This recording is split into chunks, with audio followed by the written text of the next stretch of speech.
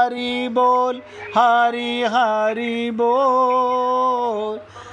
केशव माधव गोविंद बोल, केशव माधव गोविंद बोल। हरि बोल, हरि बोल, हरि हरि बोल। हरि बोल, हरि बोल, हरि हरि बोल। केशव माधव गोविंद बोल, केशव माधव गोविंद बोल। हरि बोल, हरि बोल, हरि हरि बोल। हरि बोल, हरि बोल, हरि हरि बोल। केशव माधव गोविंद बोल, केशव माधव गोविंद बोल। सभी पुण्यात्मा देखिए, फिर आगे बढ़ने से पहले पूछ रहा हूँ, अगर अभी भी किसी के मन में नींद मूंदने का मतलब क्या, स्वयं प्रभा का मतलब क्या, चित रूपी गुफा का मतलब क्या, आप सोचिए सीता की खोज हम कहाँ कर रहे हैं भक्ति की। जहाँ करनी है वहाँ कोई नहीं कर रहा,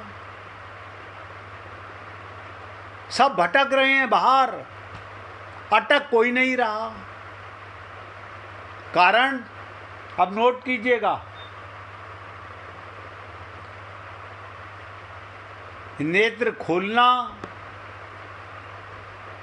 पुरुषार्थ है, कर्म है, और नेत्र बंद करना शरणागति है।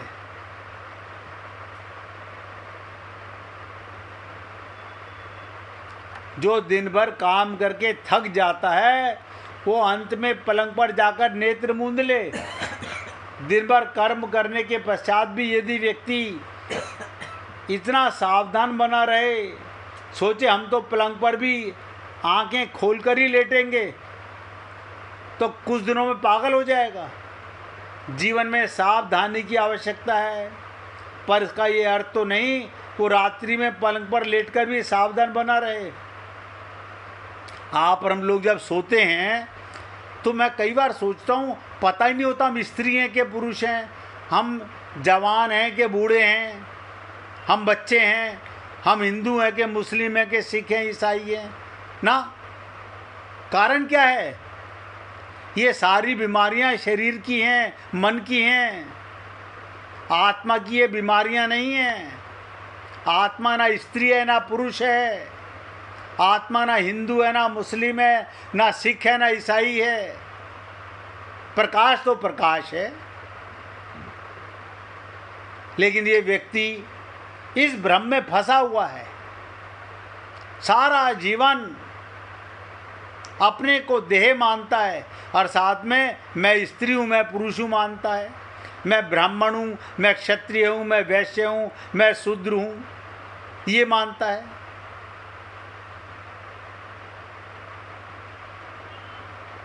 इसलिए हे पुण्य आत्माओं, नेत्र मूंदने का मतलब जो जाकी शरण गयो वापे वाकी लाज, और उल्टे जल मछली चले और बहो जात गजराज। जो अपनी ताकत पर विश्वास करता है वो हाथी की तरह पानी उसे बहा देता है, और जो शरणागत हो जाता है, विश्वास कर लेता है, वो पार कर जाता है जीवन को। भगवान श्री कृष्ण गीता में भी कहते हैं, लेकिन आप और हम लोग शब्दों में रट लेते हैं, शब्दों में ही भक्ति करते हैं, शरणागति को समझते नहीं हैं।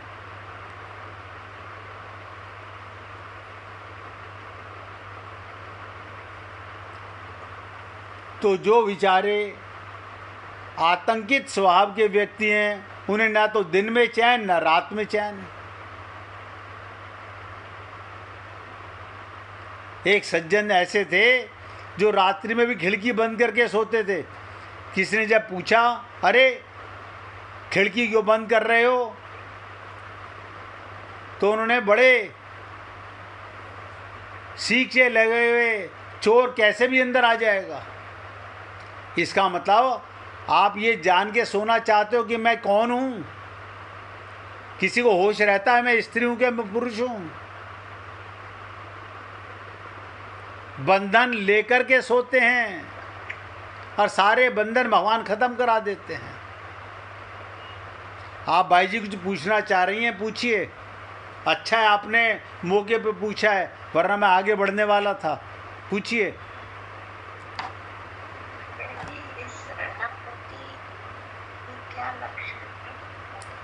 शरणागति का मतलब अपने गुरु पर इतना विश्वास कि जो उन्होंने राह बताई उसके अलावा इधर उधर भटकना नहीं।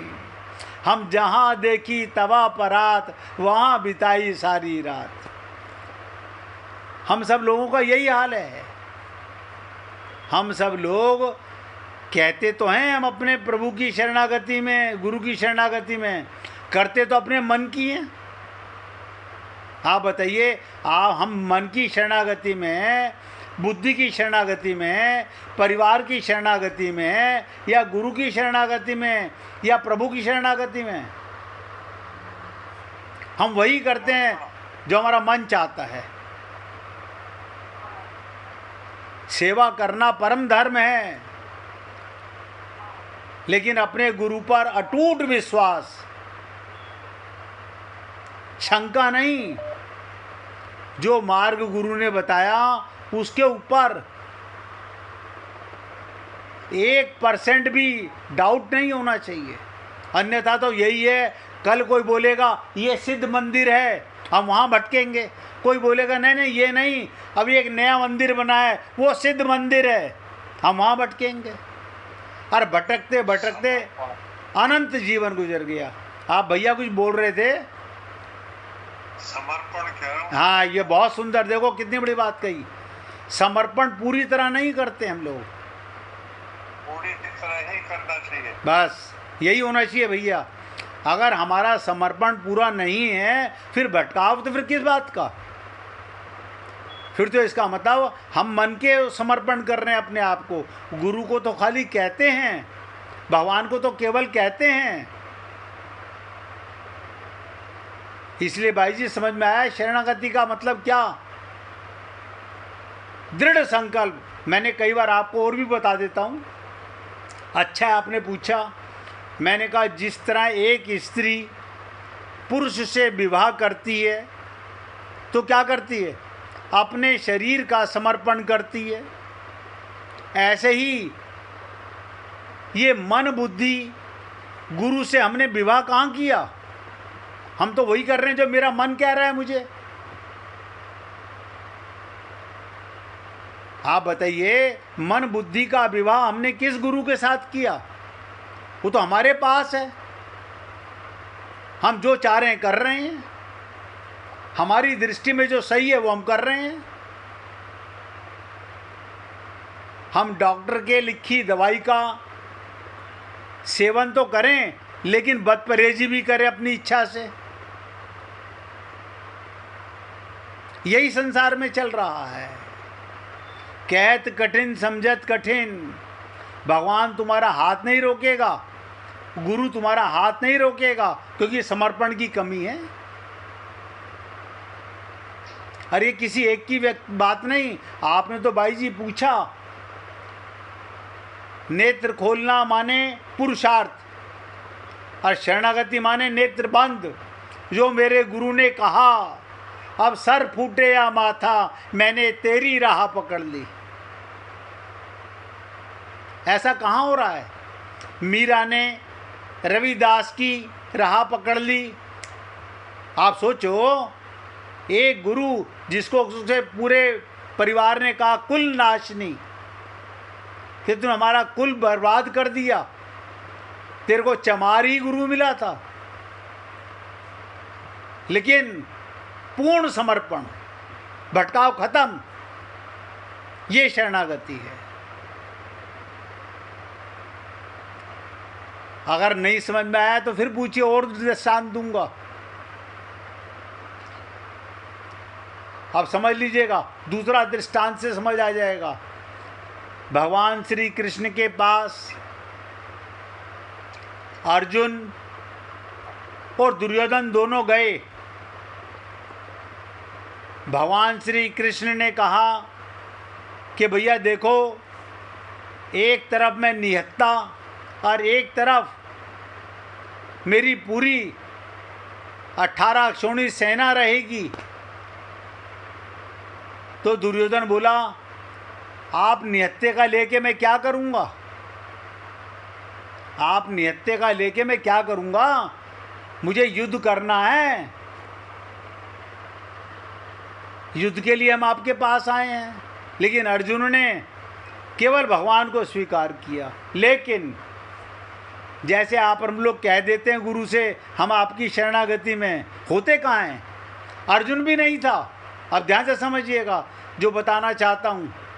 अर्जुन भी शरणागति में नहीं था। अगर शरणागति में होता तो जिसके रथ पर भगवान विराजमान हैं वो हथियार डालेगा? समर्पण का मतलब क्या हुआ कि जिधर भगवान मोड़ रहे हैं उधर वो तो काम करेगा, मारने का, युद्ध के अंदर मारने का काम होता है। लेकिन अर्जुन कहता नहीं, ये मेरे रिश्तेदार हैं, मैं इनको कैसे मारूंगा? तो भगवान ने गीता के 700 श्लोक, आप सोचिएगा, कृष्ण गीता 700 श्लोक अर्जुन का भ्रम मिटाने के लिए ही गीता का उपयोग किया। और वही अर्जुन जो रिश्तेदारों को अपना मान के हथियार डाल रहा था, वही उठा के हथियार सबको मार रहा है। ये समर्पण है, ये शरणागति है। तो कहते ना, कहत कठिन समझत कठिन।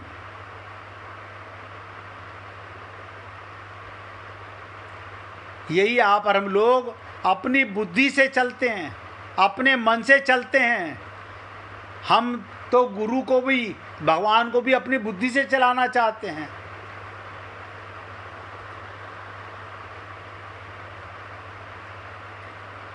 इसलिए हे पुण्य आत्माओं, आज छोटी बात समझिएगा, फिर एक भक्ता की कर्माबाई की लीला सुनाऊंगा। जो नेत्र मूंदने का महामंत्र है, शरणागति का महामंत्र है, वो ज्ञान भक्ति कर्म, सब नोट करो, ज्ञान से, भक्ति से, कर्म, इन सभी मार्गों पर लागू होता है।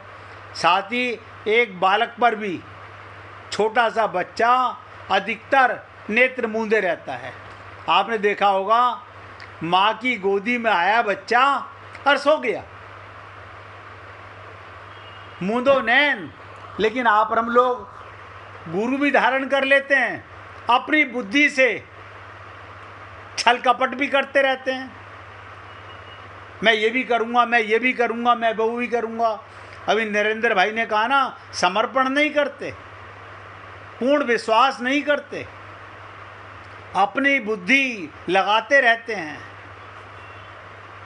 बालक की तरह नेत्र मूंदे जैसे बालक रहता है, माता पिता प्रसन्न होते हैं, बच्चा आंखें मूंदे हुए है।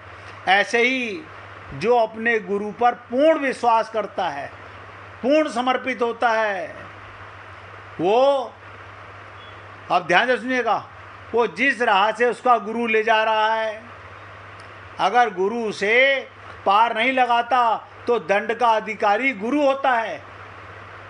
लेकिन जब तक समर्पण नहीं होता तब तक जीव खुद अधिकारी होता है। उम्मीद करता हूँ भाई जी के पूछने पर आप लोगों को शरणागति का मतलब भी समझ में आया होगा, और नेत्र मूंदने का जो महामंत्र है वो भी समझ में आया होगा कि ज्ञान भक्ति कर्म सभी मांगों पर लागू होता है। जैसे एक बालक, बच्चा माँ की गोदी में आंखें बंद करके कुछ नहीं करता, जो करे सो माँ करे, ऐसे शरणागति होती है। लेकिन आप और हम लोग क्योंकि बुद्धि समर्पण नहीं करते, अपने पास रखते हैं। अगर समर्पण करें तो जो मेरे गुरु ने कहा मैं वो करूँगा। अभी तो हमारा ये हाल है, आज किसी ने कुछ रास्ता बताया, कल किसी ने कुछ रास्ता बताया, परसों किसी ने बताया, हम भटकते रहते हैं। जिसे मैं कई बार कहता हूँ, जहाँ देखी तवा परात वहाँ बिताई सारी रात। हम सब लोग किसी को धोखा नहीं दे रहे, स्वयं को धोखा दे रहे हैं।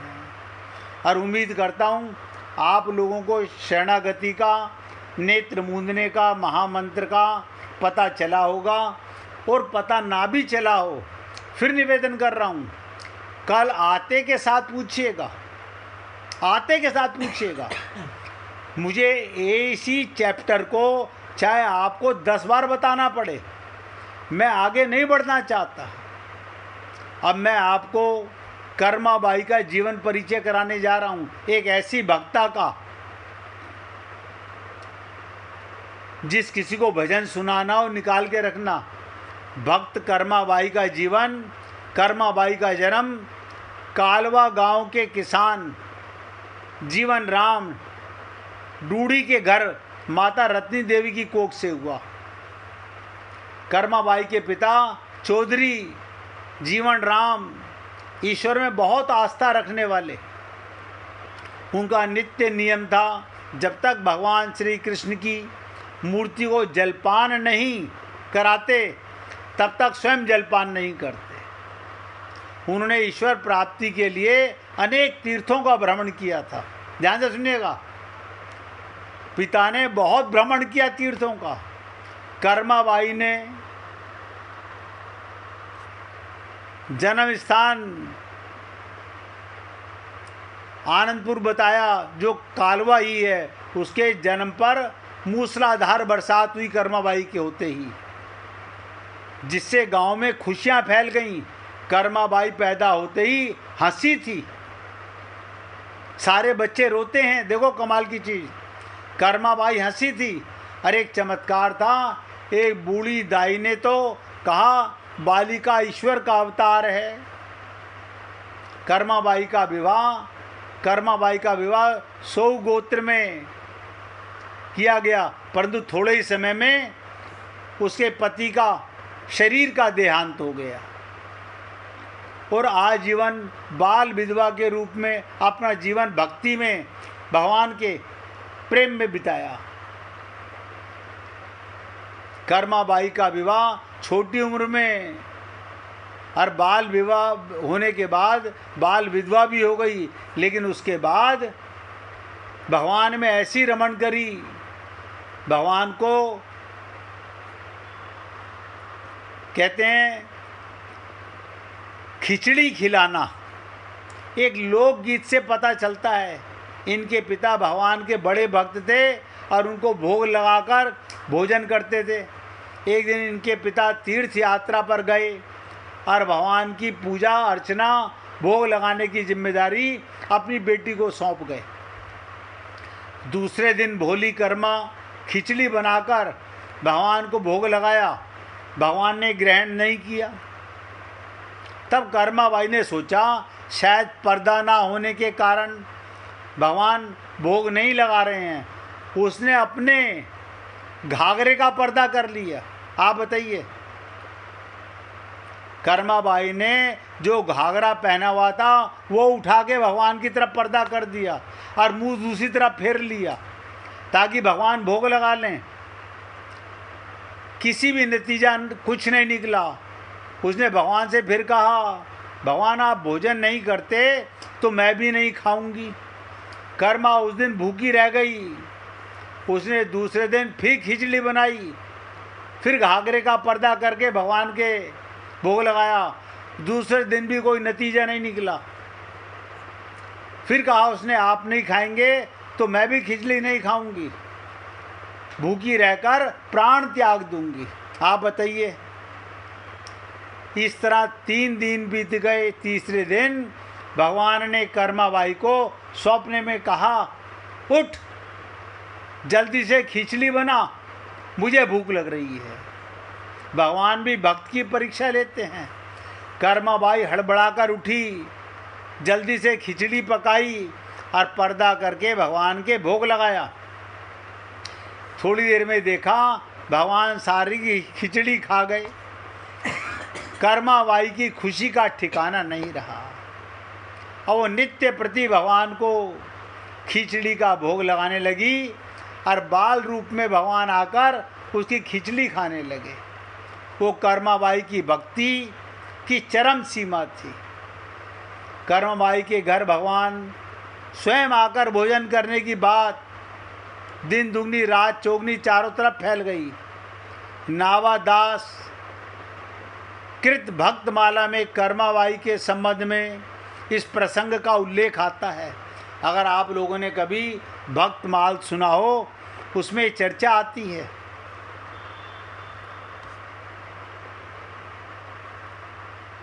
तो काफ़ी दिनों बाद जब कर्माबाई के पिता तीर्थ से यात्रा से लौटे तो उन्होंने सुनकर आश्चर्य हुआ कि प्रभु रोज़ कर्माबाई की खिचड़ी खाने आते हैं। वो भी अपनी आँख से भगवान के दर्शन कर धन्य हुए। कर्माबाई की प्रसिद्धि इस तरह कर्माबाई के प्रेम में बंधे भगवान जगन्नाथ को प्रतिदिन सुबह खिचड़ी खाने जाना पड़ता था। अतः प्रभु जगन्नाथ के पंडितों ने इस समस्या का समाधान के लिए राजभोग से पहले कर्माबाई के नाम से खिचड़े का भोग प्रतिदिन जगन्नाथपुरी के मंदिर में लगाने लगे ताकि भगवान को जाना ना पड़े। आज भी जगन्नाथपुरी में कर्माबाई की प्रीत का ये उज्जवल उदाहरण देखने को मिलता है। वहाँ भगवान के मंदिर में कर्माबाई का भी मंदिर है और उसके खिचड़े का भोग प्रतिदिन भगवान को लगता है। आप सोचिए, कर्माबाई की भक्ति की चर्चा जब दूर दूर होने लगी तो कर्माबाई ने अपनी पूरी जिंदगी भगवान की भक्ति में व्यतीत कर दी। आज भी भक्ति का परिणाम राजस्थान में उनकी वात्सल्य भक्ति के किस्से लोगों की जुबान पर रहते हैं, भजन के रूप में गाए जाते हैं। अब आप सोचिए, भगवान तो भाव के भूखे हैं। अब आप और हम लोग पहले से विश्वास करके चलते हैं, हम अपने मन के गुलाम हैं, मन के शरणागत हैं, बुद्धि के शरणागत हैं। किसी गुरु और प्रभु की शरणागति नहीं करते। हम वही करते हैं जो मेरा मन कह रहा है। यही तो करते करते अनंत जन्म गुजर गए। इसलिए हे पुण्य आत्माओं, आज मैं फिर आपसे निवेदन कर रहा हूँ, ये मोंदो नैन ये रामचरितमानस का महामंत्र है। ये ज्ञान भक्ति कर्म सभी मार्गों पर लागू होता है। बालक की तरह आज भी हम भगवान के बालक ही हैं। हम भगवान के बालक की तरह अगर भक्ति करें तो नींद मूंदने में जो आनंद है, रस है, प्रेम का सार है, वो और कहीं नहीं है। इसलिए हे पुण्य आत्माओं, आज फिर मैं अपने शब्दों को यहाँ विराम दे रहा हूँ और मैंने निवेदन किया, अगर किसी को भजन सुनाना हो, बाई जी सुनाना चाहती हैं, सुनाना चाहती हो बाई जी? सुनाइए, सुनाइए बाई जी।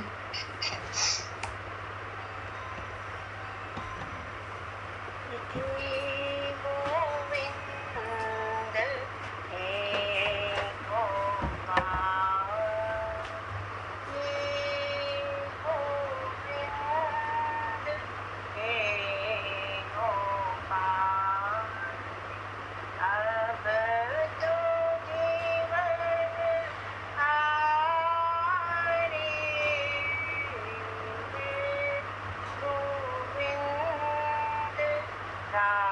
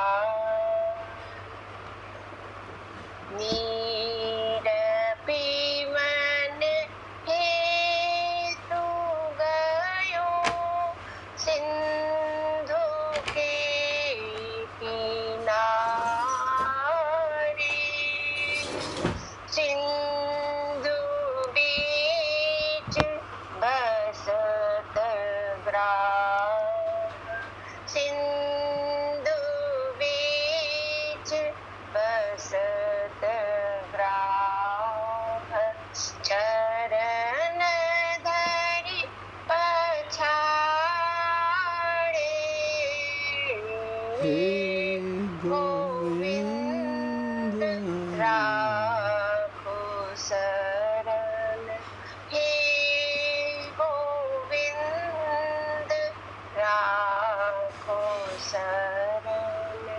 अब तो जीवन हारे, गोविंद हे गोपाल।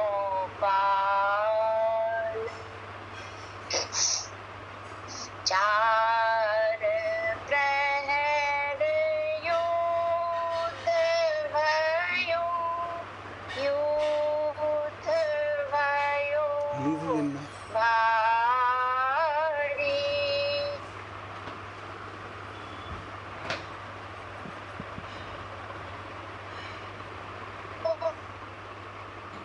युद्ध भयो भारी, नाक कान डूबन लागे, नाक कान डूबन लागे। कृष्ण को पुकारे,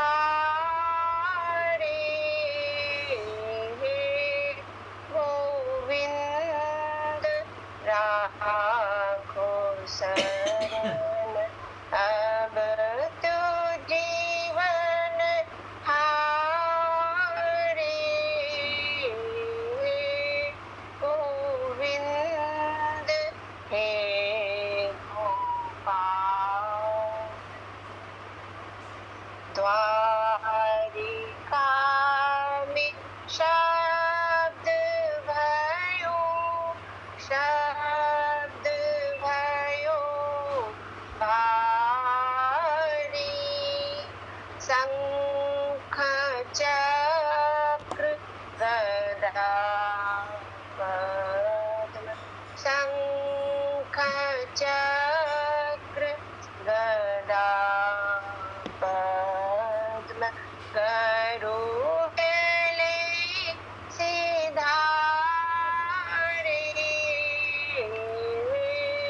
गोविंद हे गोपाल।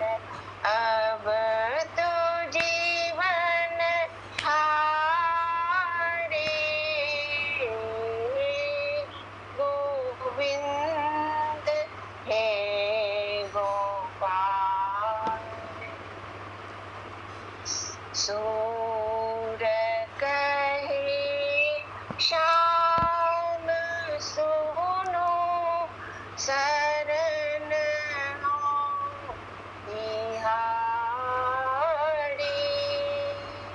सूर कहे श्याम सुनो, शरण हो बिहारी। अब की बेर पार करो, अब की बेर पार कर। नंद के दुलारे, गोविंद हे गोपाल। जय श्री। बोलिए वृंदावन बिहारी लाल की जय। जय जय श्री राधे, जय जय श्री राधे। बोलिए लाल जी का मंगल हो, सभी भक्तों का मंगल हो। सबको राधे राधे भैया, सबको राधे राधे। राधे राधे जी, राधे राधे। राधे राधे जी, राधे राधे।